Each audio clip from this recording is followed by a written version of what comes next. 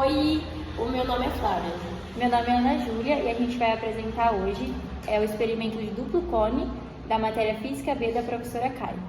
Bom, nesse vídeo a gente vai mostrar os resultados e a explicação física desse fenômeno.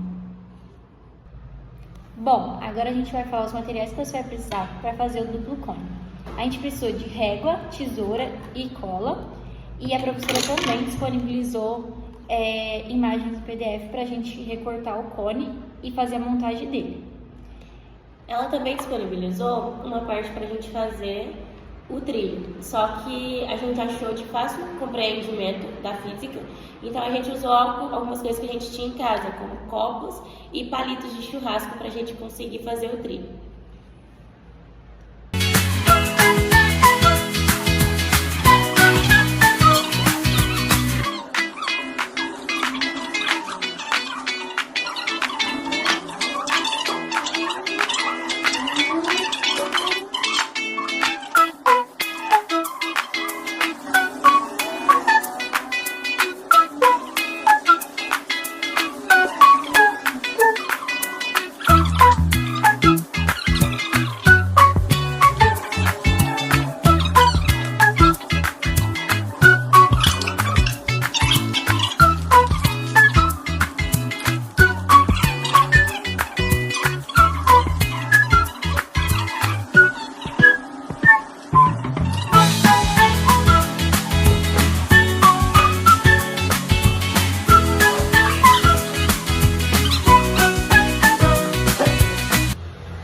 Bom, essa aqui é a nossa estrutura, 2 copos menores na base e 2 copos maiores aqui.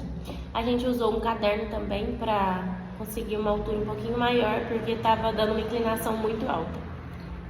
Aqui na régua a gente tem as marcações de quanto que ficou o copo maior e quanto que ficou o copo menor.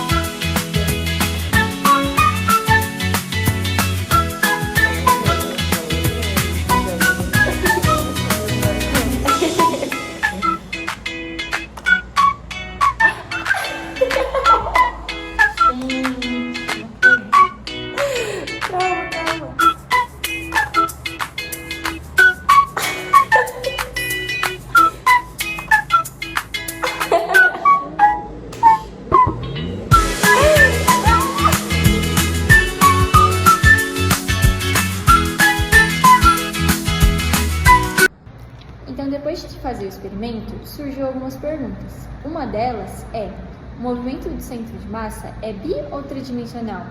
E qual é a relação de rolamento?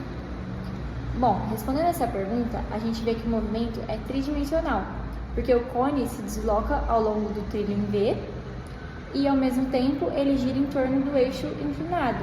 Então, a condição de rolamento sem deslizamento liga a velocidade do centro de massa à rotação, sendo o raio de contato que diminui com a posição. E por que a análise deve começar pela direção das forças normais, como se aparece na soma de torque? Porque as forças normais dos palitos que determinam o ponto de contato e o braço da alavanca para os torques. Então, na equação de torques, a direção da normal define como o cone começa a girar. Então, sem considerar as normais, não se entende por que o cone rola para cima do trilho.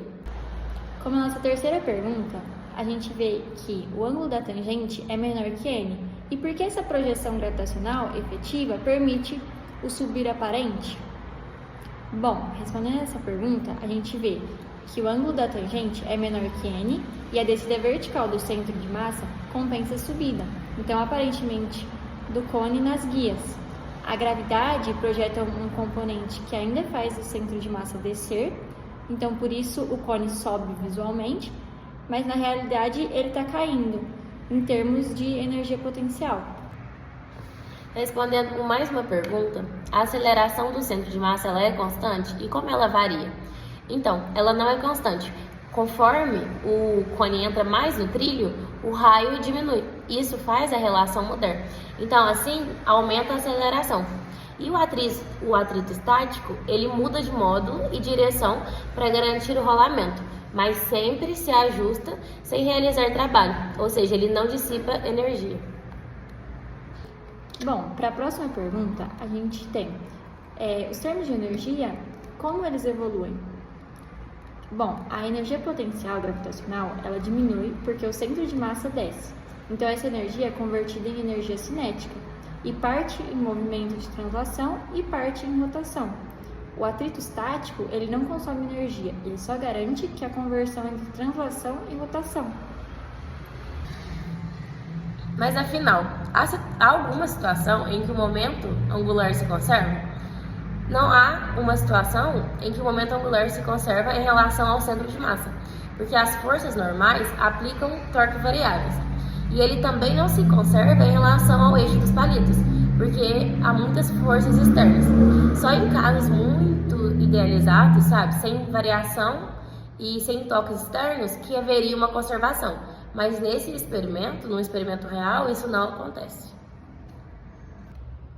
Parece que o cone duplo desafia a gravidade e sobe sozinho, mas o truque está no centro de massa, ou seja, o cone ele só se move se o centro de massa puder descer. Então, quando ele rola nesse trilho em V, o ponto de contato com os palitos sobe, mas o eixo central do cone, aqui embaixo, o eixo central, ele entra cada vez mais no vão.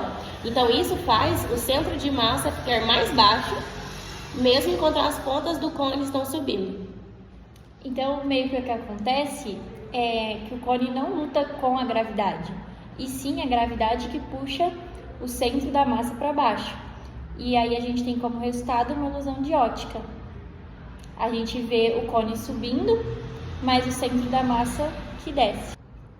Então a gente conclui assim que aparentemente o cone duplo sobe o trilho, mas é o centro de massa que desce. O movimento ele é explicado pela física de corpos rígidos, forças, torques, energia e rolamento sem deslizamento. Espero que tenham gostado. É Obrigada. isso, tchau.